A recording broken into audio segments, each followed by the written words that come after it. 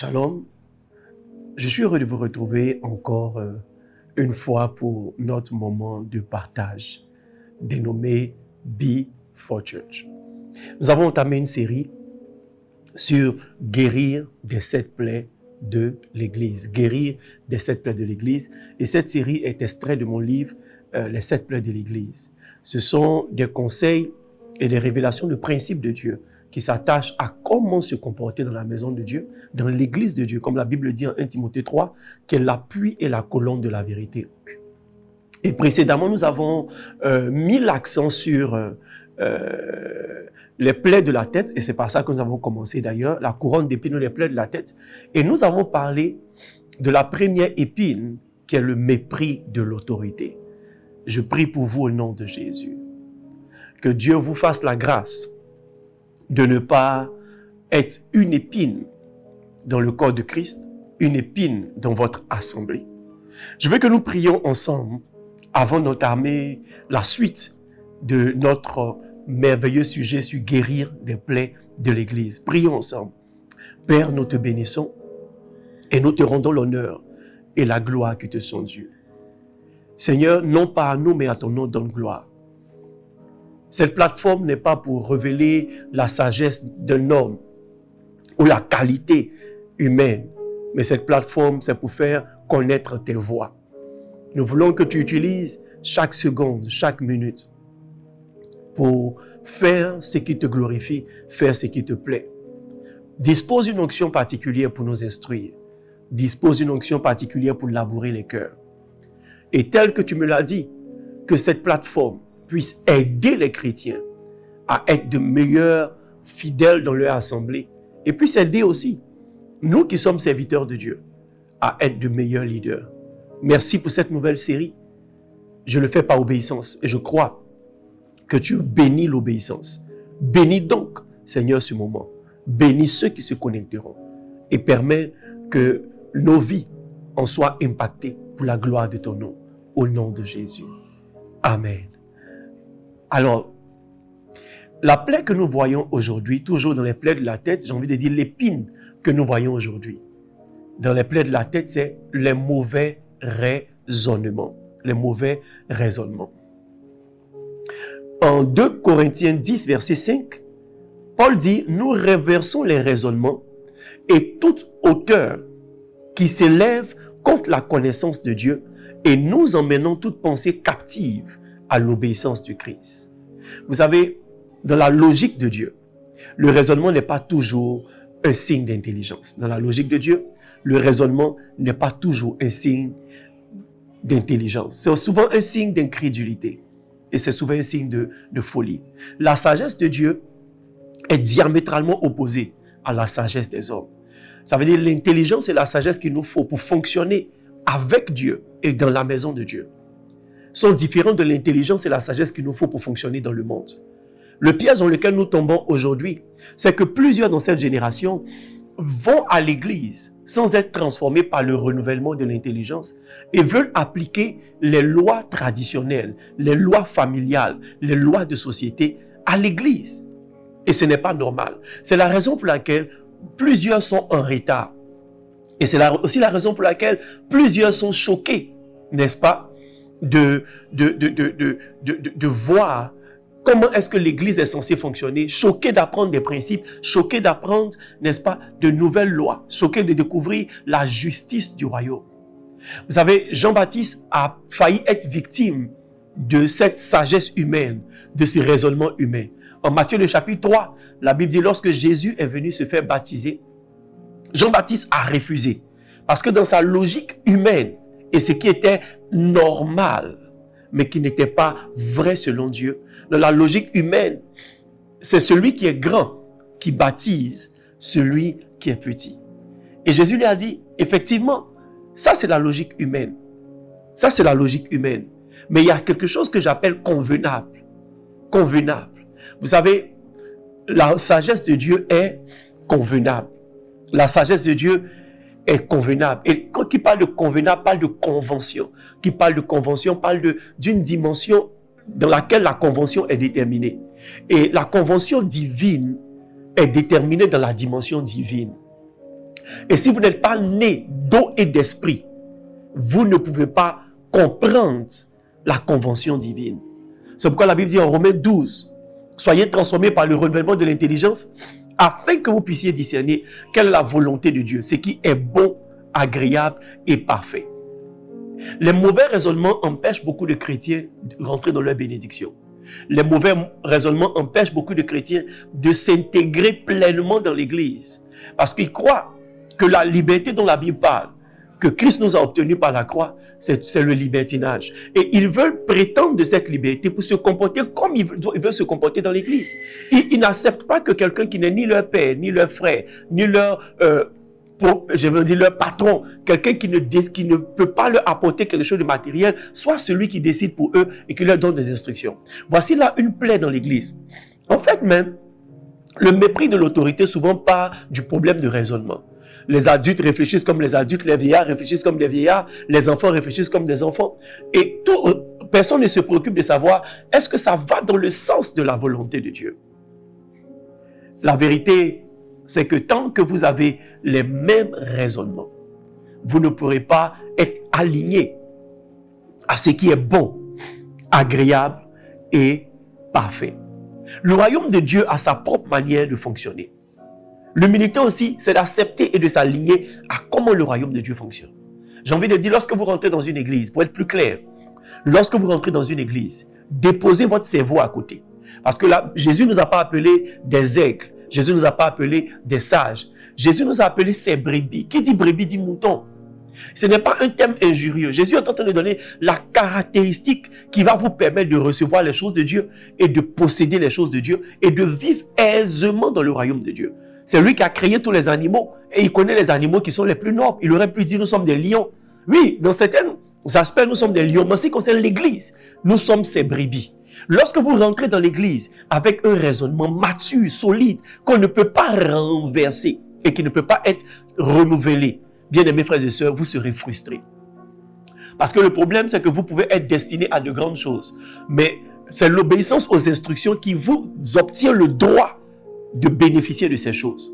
Je prie pour toi au nom de Jésus, que tu comprennes que le royaume de Dieu fonctionne différemment du royaume des hommes et de ta famille.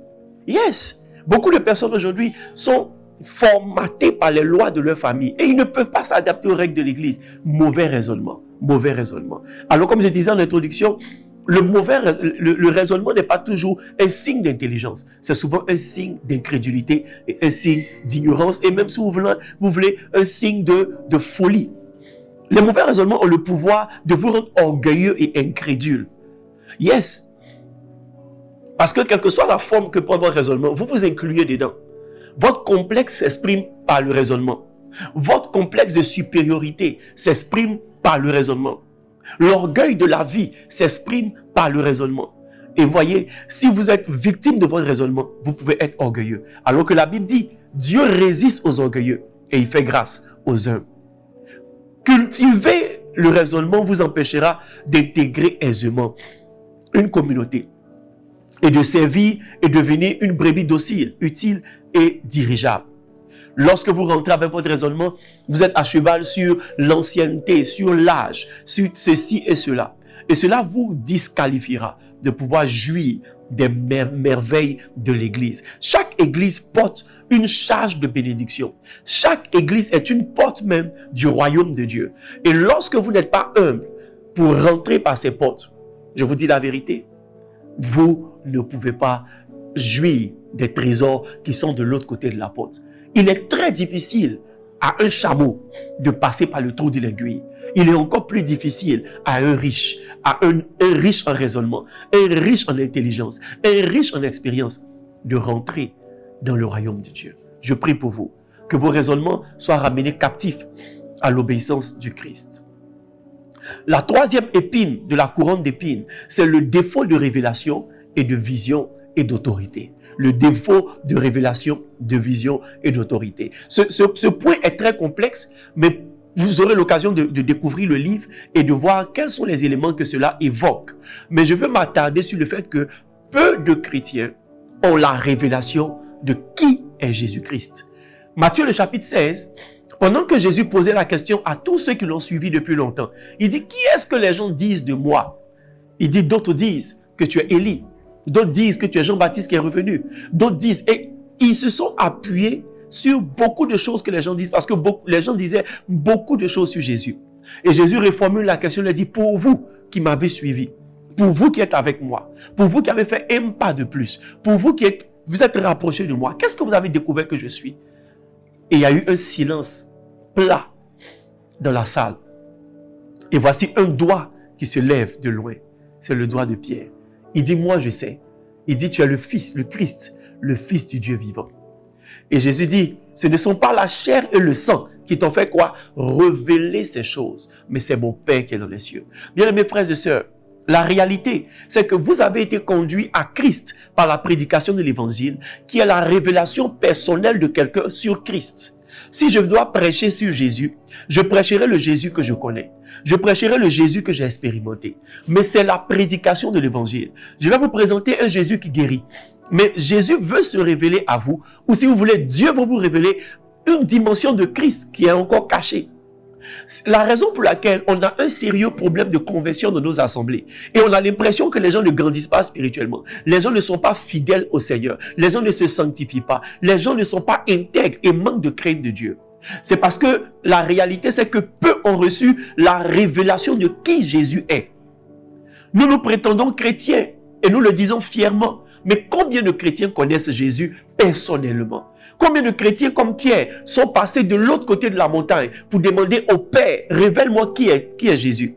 Jean-Baptiste a dit, celui qui m'a envoyé baptiser m'a dit, celui sur qui tu verras l'Esprit descendre comme une colombe, c'est lui mon fils. Il dit, j'ai vu et j'ai rendu témoignage que celui-ci est le Fils de Dieu. Il y a des choses qu'on te dira, il y a des choses, n'est-ce pas, que Dieu te montrera.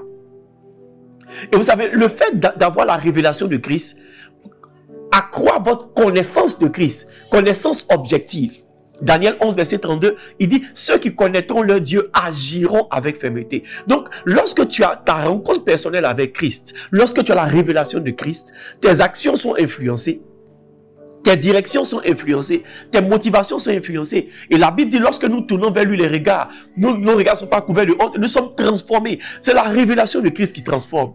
Je reviens là-dessus, mes amis. Il y a peu de conversions dans nos églises. C'est pourquoi l'homosexualité prospère dans nos églises, l'adultère prospère dans nos églises, la fornication prospère dans nos églises, les drogues prospèrent dans nos églises, le mensonge et l'hypocrisie prospèrent dans nos églises. Pourquoi? Parce qu'en réalité, nous venons à l'église sans connaître Christ. Voyez, je vais vous dire quelque chose qui va vous choquer. Acte 2, verset 45, la Bible dit, le Seigneur ajoute à l'église ceux qui sont sauvés. Vous pouvez aller à l'église sans être ajouté à l'église corps de Christ. La condition majeure pour être ajouté au corps spirituel de Jésus-Christ, qui est l'église avec grand E, c'est d'être sauvé. Et être sauvé, c'est croire et recevoir Jésus. Mais c'est recevoir et croire en Jésus. Recevoir et croire en Jésus. Jean 1, verset 12 dit, à ceux qui l'ont reçu, à ceux qui ont cru. En réalité, on ne croit pas avant de recevoir. La plupart des chrétiens ont cru avant de recevoir. C'est la raison pour laquelle leur foi est bancale. Dans la logique divine, on reçoit Christ avant de croire en lui. Parce que si tu crois avant de le recevoir, ce que tu crois n'est pas forcément vrai. Mais si tu le reçois, il se révélera à toi. Que Christ se révèle à toi. Que Christ se révèle à nous. Bien aimés, peu de chrétiens sont tombés amoureux de Jésus. La Bible dit, pour nous l'aimons. Pour nous l'aimons parce qu'il nous a aimés le premier. Il est impossible de recevoir Christ et de ne pas l'aimer. La différence entre un chrétien et un autre chrétien, ce n'est pas le niveau du parler en langue, c'est l'amour qu'on a pour Christ. Et le dénominateur commun de ceux qui aiment Christ réellement, c'est ceux qui ont la révélation de Christ. Pour vous, qui est-ce que vous dites que je suis?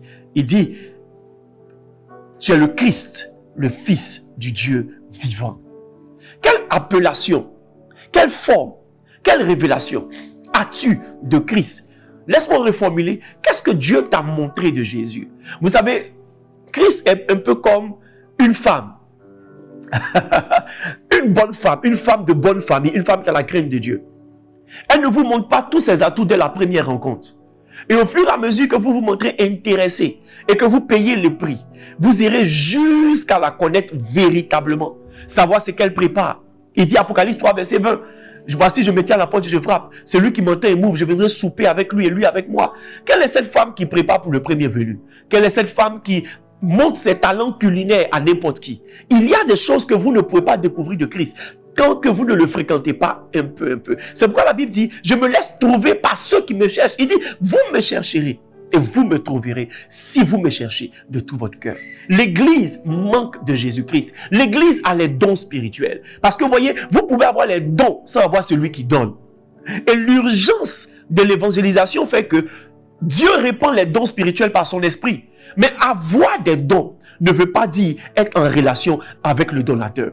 Il a dit au jugement dernier, je ne vous connais pas. Arrière de moi, ouvrier d'iniquité. À qui a-t-il dit ça? Des gens qui prétendaient avoir guéri des malades, ressuscité des morts. Mais écoutez, en son nom, connaître le nom de Christ, manier le nom de Christ et connaître Christ, c'est deux choses différentes. Il dit, je ne vous ai jamais connu. Je ne vous ai jamais connu. Pourquoi? Parce que pendant que je vous cherchais dans la chambre, vous n'étiez pas dans la chambre. Pendant que je vous cherchais dans le lieu secret, vous n'êtes jamais venu dans le lieu secret pour me chercher. Vous êtes resté dans la dimension du don. Marthe, tu t'inquiètes et tu t'agites pour beaucoup de choses. Mais la seule chose qui est nécessaire, qui ne te sera jamais ôtée, c'est ce que Marie a choisi, être à mes pieds, me connaître, me découvrir, m'apprécier, me découvrir, me rechercher de tout ton cœur, de tout son cœur. Lorsque André et Philippe ont suivi Jésus, après avoir laissé Jean-Baptiste, la Bible dit qu'ils ont demandé à Jésus, où est ta demeure? Où est ta demeure? Bien-aimé, qui cherche la demeure de Jésus aujourd'hui? Beaucoup de personnes cherchent ce que Jésus peut faire. Jésus peut leur donner. Jésus donne Marie, Jésus donne une femme, Jésus guérit la maladie. Ils ne l'ont pas suivi pour ça. Ils l'ont suivi juste pour connaître sa demeure. Un endroit, qui veut connaître la demeure de quelqu'un, ce n'est pas quelqu'un qui veut connaître au mieux la personne. Écoutez, ce que je vous montre à l'extérieur, c'est ce que je veux que vous voyez. Je suis habillé de la manière dont je veux que vous me voyez. Mais en réalité, je ne suis pas toujours bien habillé. Je ne suis pas toujours en casquette. Je ne suis pas toujours en lunettes. Je ne mange pas pendant que je suis assis devant la caméra. Non. Mais si tu veux me connaître, tu dois connaître tous ces aspects-là. Qu'est-ce que je porte quand je suis à la maison? Qu'est-ce que je mange? Quel est mon plat préféré? Et tu ne peux pas connaître ces choses si tu ne connais pas ma demeure.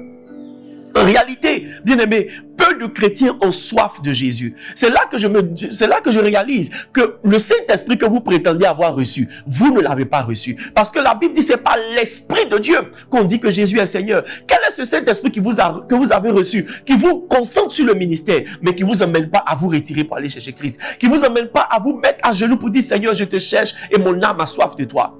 La prière de David n'était pas une prière juste parce qu'il avait des problèmes. Le psaume de David dit, Seigneur, mon âme soupire après toi. Il dit, j'ai soif de toi et mon âme soupire après toi.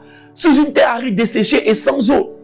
Tu ne peux pas avoir le Saint-Esprit et ne pas avoir soif de Jésus. La connaissance de Christ est celle qui a franchi. Vous connaîtrez la vérité, pas comme la connaissance d'un principe. Vous connaîtrez la vérité comme une personne. Jésus est la vérité et vous serez affranchis. Nous sommes dans des cycles interminables de frustration, de malédiction, de déception et de confusion et d'échec. Et Satan nous domine toujours parce qu'on n'a pas la présence de Jésus. On a le nom de Jésus, mais on n'a pas la présence de Jésus. On n'a pas la présence de Jésus. Jésus a révélé quelque chose de grave. Lorsque les disciples de Jean reprochaient, n'est-ce pas, les pharisiens reprochaient aux disciples de Jésus de ne pas jeûner comme les disciples de Jean. Jésus leur a dit, tant que l'ami de l'époux est avec eux, ils ne peuvent pas, tant que l'époux est avec eux, ils ne peuvent pas jeûner. Je suis en train de dire une chose, la dimension où tu es dans le repos, c'est la dimension où tu es en Christ. Si quelqu'un est en Christ, il est une nouvelle création. Les choses anciennes sont passées. Maintenant, toutes choses sont devenues nouvelles. Le problème, c'est que tu sais prier, tu sais jeûner, mais tu n'es pas en Christ. Oh, bien-aimés frères et sœurs, bien-aimés frères et sœurs. Paul dit, je cours vers le but et je veux remporter le prix. Il dit, je ne prétends pas l'avoir saisi. Il dit, je veux saisir Christ. Bien aimé, combien de chrétiens aujourd'hui veulent saisir Christ? On a remplacé Jésus-Christ par le ministère. On a remplacé Jésus-Christ par nos désirs de réussir dans le ministère. C'est noble, bien aimé. C'est noble, bien aimé. Mais ce n'est pas l'essentiel. On a remplacé Jésus par la bénédiction que Jésus donne. On a remplacé Jésus par le don qu'il donne. On a remplacé Jésus par sa puissance. Jésus est puissant, mais Jésus n'est pas sa puissance. Bien aimés frères et sœurs. Qui pourra donner une présentation concrète à Jésus? C'est ta révélation de Jésus qui te transforme. C'est ta rencontre avec Jésus qui te transforme. Toutes les rares fois où j'ai eu le bénéfice de me tenir dans sa présence, même quand mes yeux ne l'ont pas vu, quelque chose a changé en moi. D'où vient-il qu'aujourd'hui, tu pleures sous l'onction, tu tombes sous l'onction, et lorsque tu te réveilles, tu es le même adultère, tu es le même fornicateur, tu es le même voleur, tu es le même menteur, tu es le même masturbateur, tu es le même ivrogne. C'est parce que la dimension de la transformation vient de la dimension de contempler le serpent des reins. Il dit, lorsque vous allez regarder le serpent des reins, vous serez guéris, vous allez vivre. Bien aimé, la transformation vient, la guérison de nos âmes vient, la délivrance du péché vient. Il est l'agneau de Dieu qui ôte le péché du monde. Cette dimension prend forme lorsqu'on le regarde lui, lorsqu'on tourne vers lui le regard, lorsqu'on le contemple, lorsqu'on l'adore, lorsqu'on se laisse entraîner dans un spirit by spirit, un earth by earth avec Jésus. Bien aimés frères et sœurs, nous sommes nombreux à chanter des cantiques et à pleurer, mais peu aiment réellement Jésus. Peu aiment réellement Jésus. Et c'est une épine. Une église remplie de personnes qui n'aiment pas Jésus est une église malade. Tous les membres du corps aiment la tête. Tous les membres du corps aiment la tête. Tous les membres du corps collaborent avec la tête. Christ est la tête. Si les membres du corps détestent la tête, se désolidarisent de la tête, ils ne fonctionneront pas bien. La tête fonctionne mal, ils ne fonctionneront pas. Tous les membres du corps naturellement aiment la tête. Tu ne peux pas être chrétien et ne pas aimer Jésus. Tu ne peux pas être chrétien et aimer Jésus. Il n'y a aucun autre nom qui nous a été donné sous le ciel par lequel nous pouvons être sauvés que le nom de Jésus. Cette troisième épine est très, très importante. Le défaut de révélation, le défaut de vision et le défaut d'autorité. Permettez-moi d'ajouter à cette troisième épine une autre révélation que beaucoup de chrétiens n'ont pas. Vous n'avez pas la révélation de qui est votre pasteur.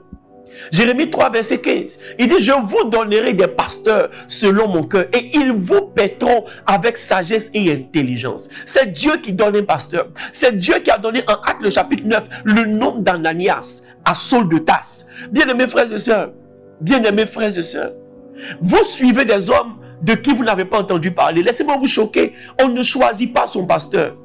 On ne choisit pas son père spirituel. Dieu nous le montre. On ne le reçoit pas par révélation. On ne le reçoit pas par étude. On ne le reçoit pas par analyse. Bien-aimé, la Bible dit que plusieurs femmes ont des conduites astucieuses, des conduites vertueuses. Mais toi, tu les surpasses toutes. Bien-aimés frères et sœurs, la réalité, c'est que plusieurs hommes de Dieu sont talentueux, sont oués. Mais la réalité, c'est que ce n'est pas l'onction, le niveau d'onction qui détermine la paternité spirituelle. Paul dit en 1 Corinthiens 4, verset 15, vous avez 10 000 mètres, c'est vrai, mais vous avez un seul Père en Christ. Est-ce que le pasteur que tu appelles ton Père spirituel, il t'a été révélé ou tu l'as prélevé au milieu de plusieurs? Est-ce que ton pasteur t'a été révélé ou tu l'as prélevé? As-tu reçu ton pasteur par révélation ou par prélévation? Bien-aimé, c'est la raison pour laquelle vous ne pouvez pas suivre longtemps. Quand vous cherchez réellement le Seigneur et que le Seigneur vous donne un berger, c'est plus facile pour vous de le suivre. Regardez aujourd'hui, des gens qui ont des pères spirituels le lundi, un autre père spirituel le mardi, un autre père spirituel le lundi, un autre père spirituel le mercredi.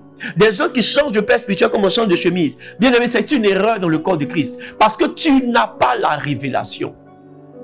Tu n'as pas la révélation. Tu n'as pas la révélation. Je veux te donner une exhortation avant de continuer. Prie pour savoir qui est ton pasteur. Qui est ton pasteur? Et ne prie pas seulement pour savoir qui doit être ton pasteur. Mais lorsque Dieu t'a montré ton pasteur, prie pour savoir qui est ton pasteur. Jésus a permis à Pierre de le suivre. Mais Pierre a demandé à Dieu, qui est Jésus? Et Dieu lui a dit, c'est le Christ, le Fils du Dieu vivant. Jean-Baptiste a vu son cousin, ils ont pratiquement fait des mois ensemble. Mais quand il s'agissait maintenant de savoir qui est le Messie, il a demandé à Dieu. Et Dieu lui a dit, ton cousin, c'est le Messie. Celui sur qui tu verras l'Esprit descendre comme une colombe, c'est lui. C'est lui. Bien-aimés frères et sœurs, si l'homme de Dieu que tu suis ne t'a pas été donné par révélation, je te dis la vérité, les variations de relation vont te faire le quitter. Beaucoup de personnes quittent les églises parce que même l'église où tu es parti, tu n'es pas allé là-bas par révélation. Tu es allé là-bas conduit par tes émotions et par tes frustrations. On ne quitte pas une église par révélation. Les amis, et au niveau de la révélation, laissez-moi placer une balise. Ce n'est pas parce que tu penses avoir eu un songe que le songe vient de Dieu. Satan parle. Satan parle. Dieu n'est pas dans le business de te faire passer d'église en église. Dieu n'est pas dans le business de te faire passer de père spirituel en père spirituel. C'est la raison pour laquelle beaucoup de chrétiens et malheureusement beaucoup de pasteurs n'aiment pas l'enseignement sur la loyauté. Mais toute la Bible parle de loyauté. Il est comme un arbre planté près d'un courant d'eau et qui donne son fruit en sa saison. Montre-moi un arbre qu'on déplace. Je te montrerai un arbre qui ne portera pas du fruit, un arbre qui aura du retard de productivité et un arbre qui va mourir. La Bible dit dans le psaume 92, planté dans la maison de l'Éternel, il prospérera dans les parvis de notre Dieu. Et il portera même du fruit dans la vieillesse. Et son feuillage aussi ne se flétira point. La Bible dit, celui qui demeure sous l'abri du Très-Haut repose à l'ombre du Tout-Puissant. Bien aimés frères et sœurs, c'est lorsque vous demeurez quelque part que vous pouvez reposer à l'ombre du Tout-Puissant.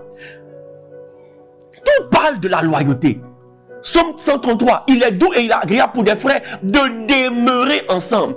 Acte 2, verset 42, il persévérait dans la communion fraternelle. D'où vient que tu es venu dans une église pendant un an et le même Dieu te dit, ton temps est fini ma fille, va ailleurs, mon fils, va ailleurs. Non, Satan est en train de te séduire, l'offense est en train de te séduire, la frustration est en train de te déplacer et le sentiment d'insécurité spirituelle et la trop grande opinion que tu as de toi t'emmène à aller dans tous les sens. Il y a des gens qui viennent apprendre auprès des hommes de Dieu et qui eux-mêmes s'estiment prêts. Depuis quand quelqu'un qui est en CM2 peut déclarer qu'il a le CP sans avoir validé l'examen? La recommandation spirituelle est très importante. L'apôtre Paul a failli faire cette erreur, les amis. Il a failli se laisser séduire par l'authenticité des révélations que Jésus lui donnait. Et en Galates 2, il se ressaisit. Il dit, je suis allé voir Pierre. Je suis allé voir ceux qui sont les colonnes. Je suis allé faire allégeance. Pour ne pas avoir couru en vain. Ou pour ne pas courir en vain. Bien aimés frères et sœurs, on ne déplace pas les bonnes qui ont été placées par les pères. Lorsque Dieu a prévu apporter un réveil spirituel, l'esprit de Jean-Baptiste, l'esprit d'Élie, il dit, je vais réconcilier les fils avec les pères et les pères avec les fils. Ne soyez pas surpris que dans cette saison, l'enseignement sur la paternité spirituelle est redondant dans la bouche de tous les hommes de Dieu. Ce n'est pas un enseignement aliénant, c'est un enseignement de préparation. Une borne a été déplacée. On ne quitte pas une église parce qu'on nous a offensés. La terre offense la graine, mais c'est cette même graine-là qui devient un arbre et qui se nourrit de la substance de la terre et qui nourrit la même terre. Bien aimé, pour que la graine meure, il faut que la terre l'étouffe. Certains chrétiens ont l'impression que l'offense, la frustration ou l'autorité de l'homme de Dieu sur leur vie les étouffe. Mais tu dois être étouffé. Aucun œuf ne devient un poussé s'il n'a pas connu la couvée. La couvée, c'est une période où on t'a caché. Certaines poules ont l'art de cacher leurs œufs et tu ne vois que les pousser quelque temps plus tard. L'ignorance fait que vous êtes prêts à partir. Lorsque Dieu vous dit de suivre quelqu'un, Dieu vous dira ne le quitte pas. Élie n'a pas dit à Élisée le code pour recevoir le manteau. Mais Dieu a dit à Élisée, si tu veux recevoir le manteau, ne quitte pas des yeux mon serviteur. Naomi n'a pas dit à Ruth la clé pour rentrer dans un nouveau mariage, un mariage de destinée. Parce que plus tard, elle a épousé l'un des grands-pères de Jésus, Boaz. Les amis, mais Dieu a dit à Ruth, ne t'éloigne pas de Naomi. Il semblerait que tout autour d'elle soit mort. Il semblerait qu'elle porte malheur. Mais d'elle sortira ton bonheur. De ce qui mange, sortira ce qui se mange. De ce qui tue, sortira ce qui donne la vie. Bien aimés frères et sœurs, sans révélation, vous ne pouvez pas rester sous la couverture d'un homme de Dieu longtemps. Sans révélation, vous ne pouvez pas rester dans une église longtemps. Et vous ne pouvez pas jouir de l'onction. La Bible dit c'est demeurer qui fait descendre la rosée de l'aimant. Bien aimé, tu es destiné à, mais tu ne deviens pas automatiquement. Tu es destiné à, mais tu ne deviens pas automatiquement. Le vrai test de ta destinée, c'est un test de loyauté. C'est un test de demeurer. Mais tu vois, ce test de loyauté et ce test de demeurer est validé uniquement par ceux à qui Dieu a parlé. Élisée a dit à Élie, l'Éternel est vivant et ton âme est vivante. Moi, Élisée, je ne te quitterai point. En d'autres termes, je sais ce que Dieu m'a dit. Et ça se confirme lorsque les fils des prophètes lui disent, est-ce que tu sais que ton maître sera pris aujourd'hui? Il dit, je le sais, taisez-vous. Mais à quel moment Élie a dit à Élisée? À quel moment? Il y a quelqu'un qui a dit à Élisée, sans révélation, vous allez quitter des territoires de bénédiction. Les amis, pour avoir quitté Bethléem au mauvais moment et sans révélation, Ruth, Naomi, Et toutes ses consoeurs ont perdu leur mari. Naomi a perdu son mari, Ruth a perdu son mari, et toutes les filles de Naomi ont perdu leur mari. Pour avoir quitté Bethléem dans un moment de famine. Toute église et toute relation père spirituel à fils spirituel connaît souvent des moments de famine. Mais ces famines ne sont pas déterminées par l'homme de Dieu lui-même ou par l'église. C'est déterminé par Dieu. J'appelle cette saison aussi la saison du feu. La Bible déclare que Paul a jeté les buissons dans le feu et une vipère est sortie. Bien-aimé, il y a une saison de feu dans ta relation avec ton pasteur. Il y a une saison de feu dans ta relation avec l'église. Et même il y a une saison de feu dans ta marche chrétienne. On appelle ça le désert. On appelle ça l'épreuve. On appelle ça la tentation. Mais après avoir été éprouvé, il recevra la couronne de vie que Dieu donne à ceux qui l'aiment. Les amis, je vous en supplie par le Saint-Esprit. Priez pour avoir la révélation. Priez pour avoir la révélation de Christ. Priez pour avoir la révélation de qui est votre pasteur. Priez pour savoir qui doit être votre pasteur. Et priez pour savoir spirituellement qui il est. La Bible dit nous ne le connaissons plus par la chair, mais nous connaissons par l'esprit. Oh, si tu savais que celui que tu es en train de quitter aujourd'hui, c'est celui qui a les paroles de la vie. Jean 4, il dit à la Samaritaine, si tu savais que celui qui te demande à boire aujourd'hui, c'est celui qui peut te donner de l'eau et tu n'auras plus jamais soif. C'est toi qui aurais demandé à boire. Beaucoup de personnes regardent le fait que Dieu les utilise pour aider souvent leur pasteur financièrement, pour l'aider dans le ministère, ou qu'ils ont un domaine d'expertise qui aide vraiment le ministère du pasteur. C'est lui qui te demande à boire. Mais si tu le connais par l'esprit, tu sauras que ce n'est pas toi c'est pas lui qui a besoin de toi, mais c'est toi qui as besoin de lui. Cette église sous la bâche, cette église sous la paillote, cette église dans les 9 mètres carrés que tu vois, c'est une église qui est destinée à devenir une église internationale, une domination, un point d'influence du royaume sur la terre. Mais tu vois, tu ne connais même pas ton église par l'esprit. Et tu viens compter le nombre de chaises. Tu viens compter le nombre de riches. Tu viens compter le nombre de difficultés. Bien aimé, David dit, je compte tes bontés. Comptez les bontés que vous avez eues lorsque vous êtes rentré dans l'église. Comptez les révélations que Dieu vous donne. Parce que dans quelque temps, l'église sous la bâche sera connue dans les nations. Dans quelque temps, l'église dans la maison inachevée sera connue dans les nations. Dans quelque temps, l'église qui loue des locaux sera dans une cathédrale. Et tu te demanderas, pourquoi je n'ai pas été patient? Lorsqu'il n'y a pas de révélation, il n'y a pas d'objectif. Et lorsqu'il n'y a pas d'objectif, il n'y a pas de fidélité. Il n'y a pas de fidélité. Et il n'y a pas de témoignage. C'est une plaie pour toi et c'est une plaie pour l'église. Laissez-moi conclure ce point en vous disant que nombreuses sont les personnes dans les églises qui y sont par la chair. C'est la raison pour laquelle un loup peut rentrer dans l'église et détourner votre cœur du cœur du pasteur. Un loup peut rentrer dans l'église et vous détourner de l'église dans laquelle vous avez été. Vous savez, Dieu peut utiliser n'importe quel homme de Dieu pour faire n'importe plaisir à n'importe ou pour aider n'importe quel enfant de Dieu. L'église est complémentaire, les dons sont complémentaires. Il n'y a aucun mal à avoir des mentors, même 10 000 mentors. Mais la réalité, c'est que on ne quitte pas Bethléem pour aller camper à Moab. On ne quitte pas Bethléem pour aller camper à Moab. On ne quitte pas Bethléem pour aller camper à Moab. Les disciples d'Emmaüs ont manqué de révélation. Gloire soit rendue à Dieu. Jésus les a aimés et il les a rattrapés sur le chemin. Je prie que Dieu te rattrape sur le chemin. Les disciples d'Emmaüs étaient en train de fuir le collège des disciples. Ils étaient en train de fuir le lieu de la résurrection. Ils étaient en train de fuir le lieu du baptême. Parce que Jésus était mort. C'était des disciples. Mais Jésus les a rattrapés. Que Jésus vous rattrape dans votre inconstance et dans votre inconsistance spirituelle. Laisse-moi te choquer. On ne change pas d'église comme on change de chemise. Oh, j'aurais voulu même qu'à ce point, mes caméramans zooment sur mon visage parce que je veux dire cette chose-là. Mais si c'est pas possible, c'est pas possible. Je veux que les gens sachent qu'on ne change pas d'église comme on change de chemise. On ne change pas de paix spirituelle comme on change de chemise. On ne change pas d'église à la convenance. Et on ne choisit pas d'église à la convenance. On choisit une église par révélation. On choisit un pasteur par révélation. Et tu dois prier suffisamment longtemps pour que Dieu te révèle certaines choses. Tu dois prier suffisamment longtemps. Je prie pour toi au nom de Jésus. Père, aide-nous.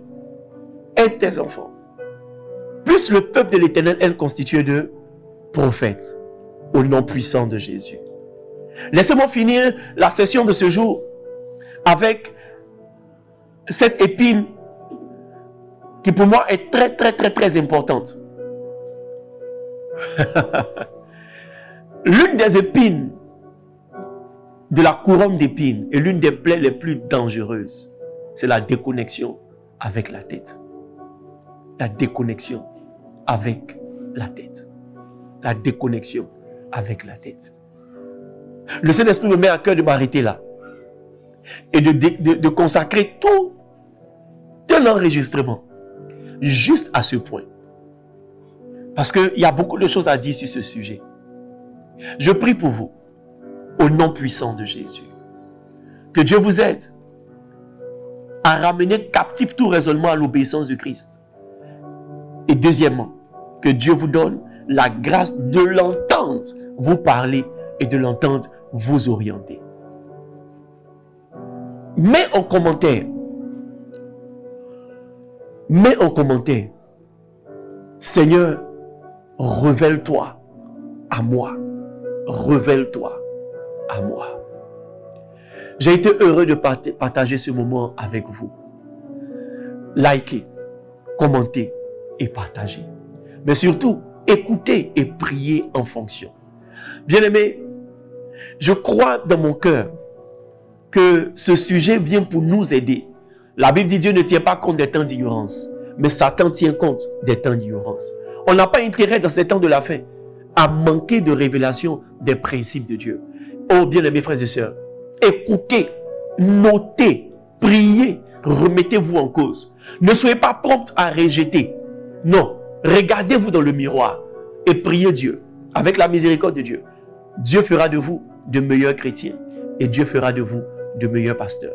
Que Dieu nous bénisse et à mardi prochain pour la suite des plaies de la tête, la déconnexion de la tête. Shalom et à bientôt.